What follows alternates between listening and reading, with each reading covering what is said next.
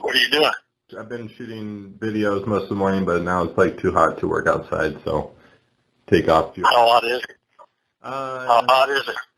88. Yesterday was 109 here. You know, right when it got past 84 degrees, I decided to come inside. It's just, Good idea. yeah, I started to feel a sweat, you know, and I just didn't want that. Oh, I don't blame you. Sweat's horrible. I love Ron Paul. I love Ron Paul. I love Ron Paul. I actually had dinner with him maybe like 8 years ago, 9 years ago, maybe even longer than that. Maybe it was like 2000, when he was running for president, basically. I had dinner with him. To me, he seems sincere. Yeah, I think he's incredibly sincere, but the real issue with him is that they give him a platform to speak because he absorbs a certain amount of votes from certain people. You know, like people that they're like Democrat, Republican, right? But they give him a platform to speak as like on a libertarian platform, which is in a constitutionalist platform, which absorbs about 4 to 9%. I mean, he rallied almost 17% of the Republican Party on his side when he was running. But the issue with him is that he's kind of set up as a prop, because if he doesn't talk, then those votes will go to the left or to the right. But then knowing that he's not going to win, at the end when he loses, he then gives his votes over to the Republican Party. Well, I don't think that's wrong. I'm not saying it's wrong. Yeah, I'm not saying that's wrong. I'm just saying he's set up as a prop. He's set up not to win. He's set up to fail. You get what I mean? Yeah, I love Ron Paul. I wish he'd win, and he didn't have to go under the Republican Party for their nominees and money. Right, but you have no choice. It's just like Trump. It is. He didn't want to be a Republican any more than I do. Exactly. But we've got a two-party system, and you can't be a third-party guy here anymore. It's just impossible. It's impossible. Impossible. So, that's why many Republicans, and that is what it's all about, If people think this is a Democratic-Republican thing, it's not.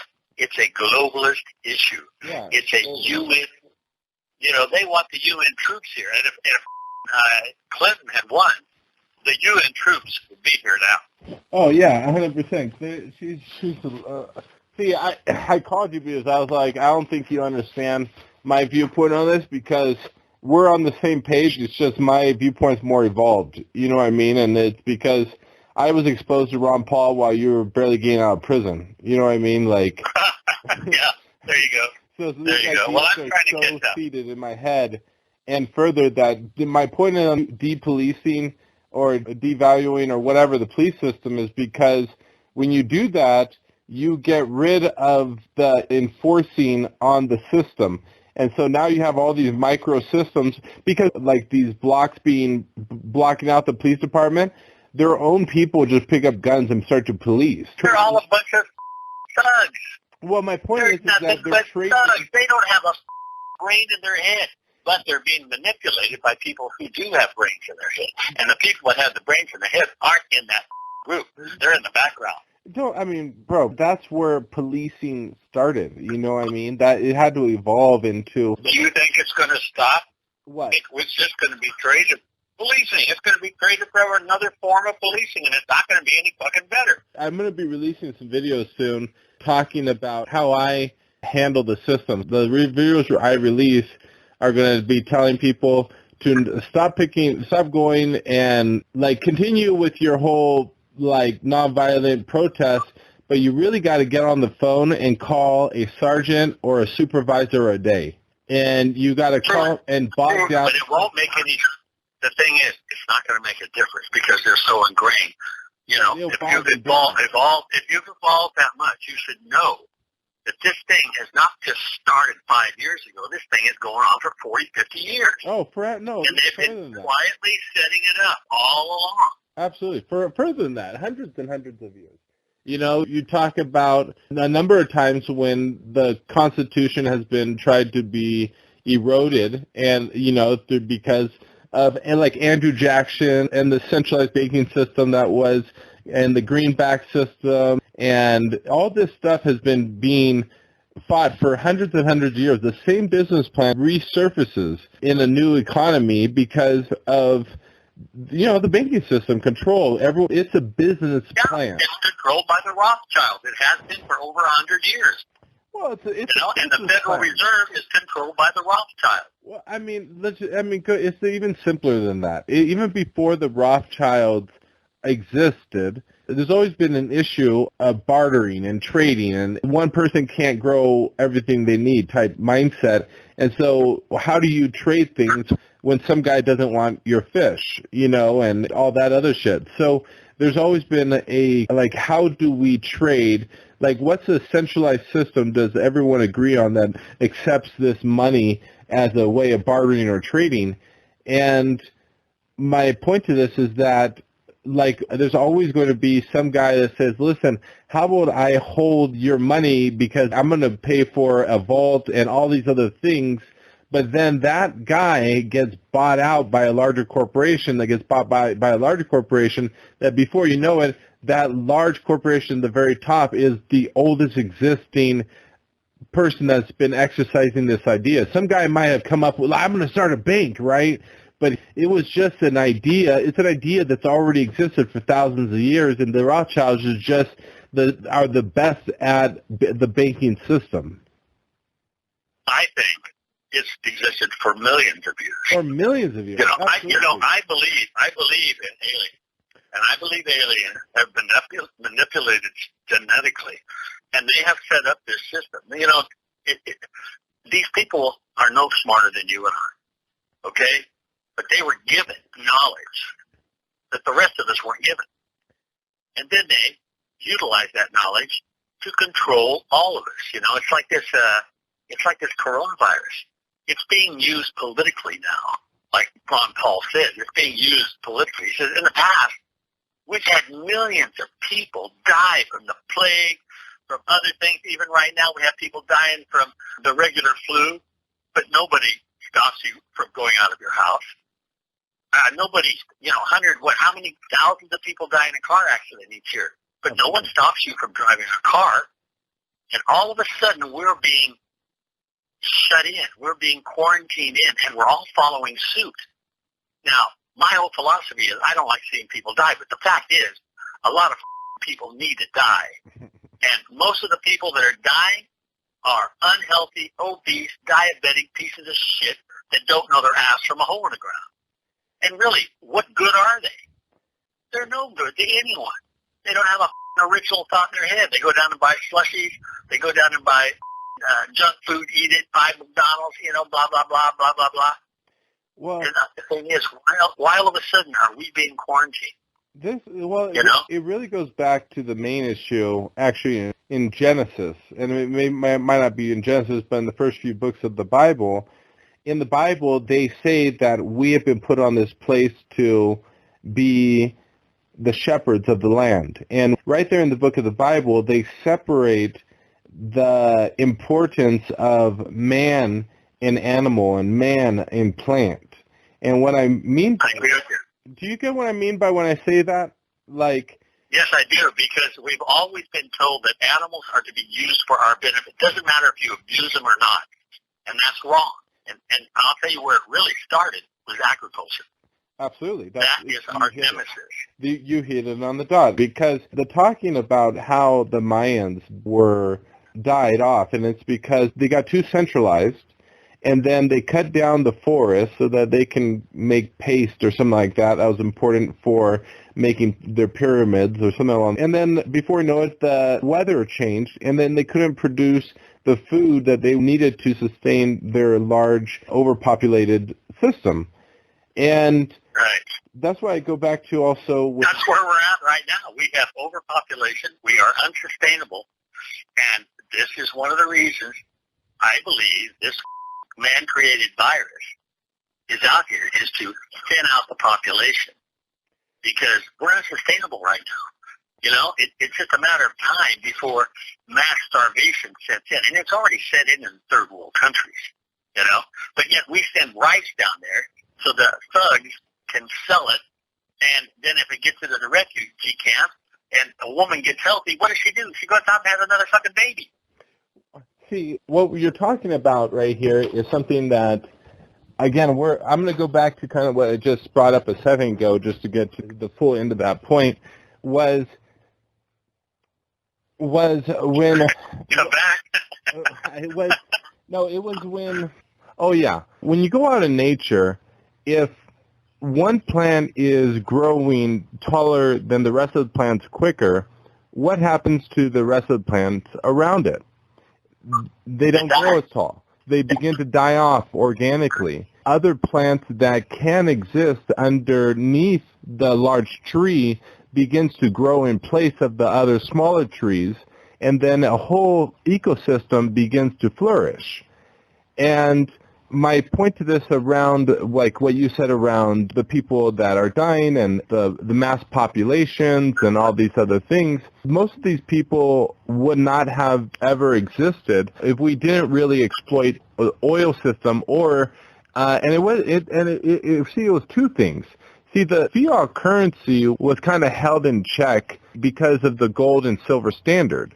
Although when we began to exploit the oil, the petro system, and began to realize, wow, we can get a lot more gold out of the ground using petro oil, and versus using 40 men, we can just build a machine and get out all this gold. It began to change the overall value. Like the things weren't as valuable anymore because you were able to exploit certain resources or certain things. And if you looked at people as plants, people began to expand exponentially more than they were able to, like in the Mayans. Like the Mayans were still... Yeah, but why were they able to expand? Why? Because of oil and fiat currency. But the oil produced the food. Yes. That allowed them to expand. Yes, exactly. And once that happened, time became very important. Exactly. Because you had to work so long in the field. And when you have lots of food, guess what you have more of? Babies. Exactly. You got it. Me and you were saying the exact same things. We're talking about exponential growth at this point because these other compounding things create exponential, it goes from the second power to the third power because of greed. Greed is another, that's another to the power, right? Greed to the second power, and then oil to the third power, and then the fiat currencies to the fourth power. Now we have exponential growth because all these things are not just small factors. It's not like a plus and a minus. It's to the exponential power when you contribute all these factors into things. That compound. Well, it's also, they took our bartering system away, which is the best system ever. Absolutely. It's a bartering system. Bartering system. And they've taken that away. And that's what they're doing with small business right now. It's shutting down mom and pop businesses all over this country because they will not be able to sustain themselves during this fabricated shutdown that we have. And the corporations will come in, and you will see more Subways, you will see more, Arby's and all these JB's and all these corporation restaurants taking over the mom and pop places that were before because they can't exist, but the corporations can because they're part of the conspiracy. Well, let's go back to the why, what you just brought up as being so relevant and important. When you have these small businesses or you have the bartering system, because the bartering system, when you think about the bartering system, the next level up is a small market, right? And then the next level up is a small economy. Next level up is, let's say, the stock exchange, right? So these things are different systems that have been exploited or compounded or made to get bigger and more people.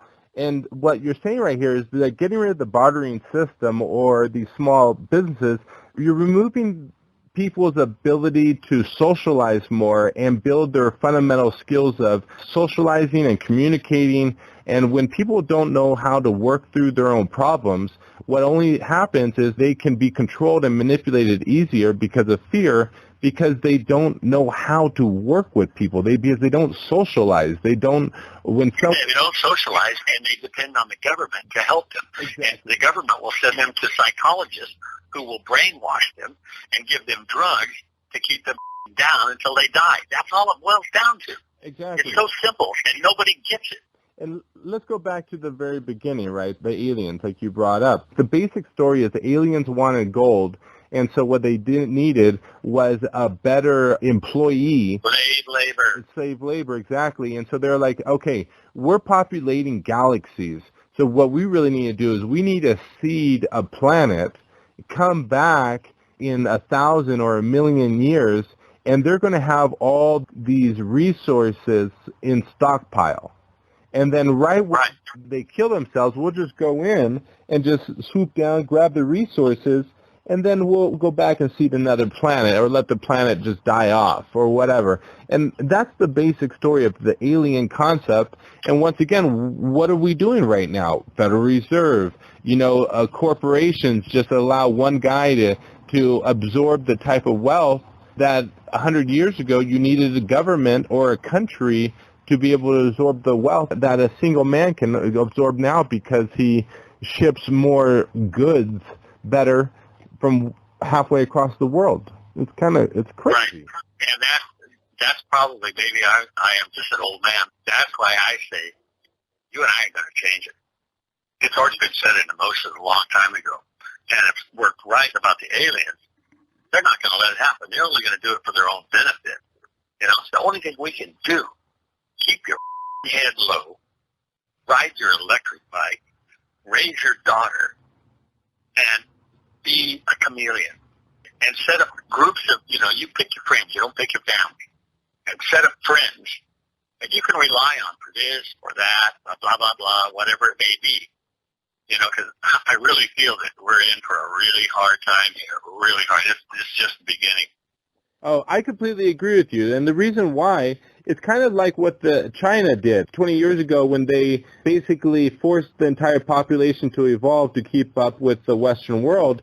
They went out and they made their certain things about their culture illegal, like learning how to do bow and arrows, right? That became an illegal act in certain in China, exactly. And what you're saying... Same thing with a shillelagh. That became illegal to the English, that we're controlling them. Exactly.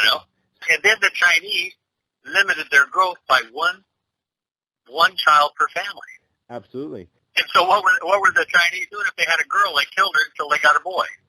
Exactly. What you're saying right now, basically about how to solve this problem, is exactly the way how we have to do it. Like the people like you and I and other people out there that have these mindsets and agree on these certain things, the best thing for them to do is not to fight the system and die. Like the best thing for them to do is kind of conserve, know that they're valuable, know that what they're talking about and their knowledge is valuable, and then position themselves so that when things begin to break down because of obviously we know that their mindset's poor or whatever, that these concepts aren't lost because we get caught up in everyone else's stupidity and energy and riots or bullshit. Like we conserve our knowledge and we don't become a target to the rest of the fucking world. I know. Well, see, I'm at the end of my rope here because I've only got maybe, 10, 15, 20 years max left, of really 10 years left of, any kind of real moving around, that type of thing. But, you're younger. You've got to be able to get yourself in a place that there aren't a lot of people and that you don't have to depend on a grocery store to provide you milk because we're going to have hyperinflation and the money ain't going to mean jack shit anymore. Now, your dad's like me, he ain't got much longer left either, It's almost over for us. But you are the future. And, and if you keep thinking like you do, you'll make it. That's everything. What you just said is the true way of passing down knowledge and information that if we really think is absolutely important, the way we're doing it right now is how we truly transfer the information by actually taking the time to get on the phone and talk to each other and voice what's important, and so that we're revoicing it to our internal communities and they're able to grow up with these concepts and mindsets in their mind, and hopefully it's not lost, because if it is lost, then that's what they're trying to do. They're trying to they're trying to get it lost on all of us, I mean, completely lost, It's crazy, absolutely crazy.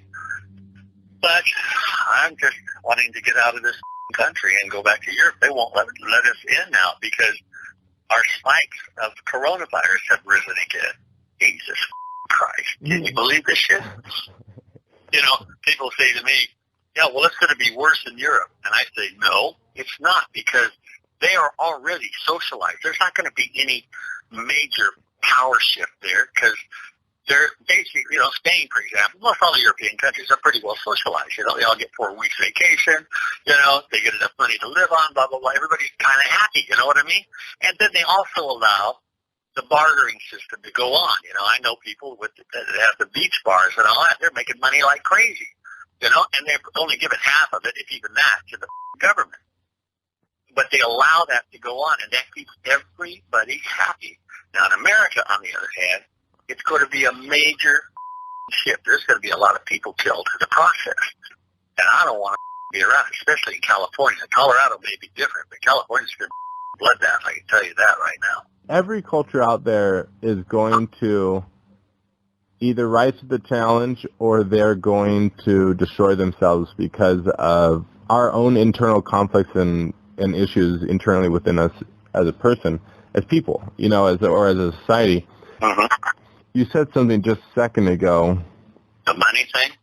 Oh, that it's really funny about the whole coronavirus thing, because a lot of people, as I even learn about this whole viewpoint around coronavirus is the flu. Like, if you go and ask the scientists, they know, like, coronavirus is just a scientific way of saying the flu. Although this one, of course, they say is military-made, genetic, whatever. But my point to this is that for the first time in life, as a society, we've really never measured how fast the flu spreads around the world. And that's what we're doing right now. We've never been told. You know, it's just happened. You get the flu, exactly. You get the flu, what do? You lay down and you handle it and you feel better in a couple of weeks. Now we're measuring it. Or you die. Or you die, exactly, or you die. Now we're measuring it for the first time, so everyone's freaking out, and they're like, oh my God, it's spreading like crazy. But when you really think about it, we're living on one planet. There's 8 billion people. Don't you think that everyone gets sick at least once a year in the whole world? Maybe the whole world, but I don't. I mean, whatever. You know, sniffles, you get... No, what I'm saying, I understand what you're saying. You get a headache. Not everyone gets sick and dies, though. You know, not everyone gets sick and dies. But my point is that most likely, out of 8 billion people, 95% of the world feels a little ill at some point throughout the year. Right. And that's what we are experiencing, measuring and marketing for the first time ever, because we have the science, we have the communication, we have all these things for that we can be like, oh my God. We always had the science. The thing is, we're doing it now for a reason. Exactly. And the reason is to control us, to make everybody wear masks. Exactly. You know, and see how well we can be controlled. Keep indoors. And what does indoors do? It stops communication. Anyone that realizes that when you live indoors, you actually have really poor air circulation in indoors. Anyone that's ever done those studies or researched that, you need to increase the airflow 5 to 10 times more to actually have decent airflow throughout your house. Yeah, because, like here in the valley, every window and every door is shut. It's air conditioning. That's why I love my bike so much, I can get out. There's an old man, I can ride 15 miles a day, You wait till you get there. It's going to give you a whole new mindset, I promise you. I'm looking forward to it, bro. I really, I love it's really good. For thinking, to even discuss it really, because we're already there, Yeah, we're just a discussion, but at the end of the day, it's important that we take the time to discuss it, because if we don't, then we're never sure if we're part of the sheep, part of the herd. I know now that I'm not completely loony. Yeah, you got to kind of make sure to seek out the few people that have similar mindsets right now, because if you don't, it becomes a very lonely world out there. It does. It does indeed. I feel very, very isolated here in California, very isolated. You know, my friends are sending me photos of, you know, back in Spain having barbecues and jumping in the pool at the time. And I don't do that here except with myself because, to be honest with you, there's very few people that think like me. They're so stupid. I can't believe it. I even remember I would consider myself that I was stupid.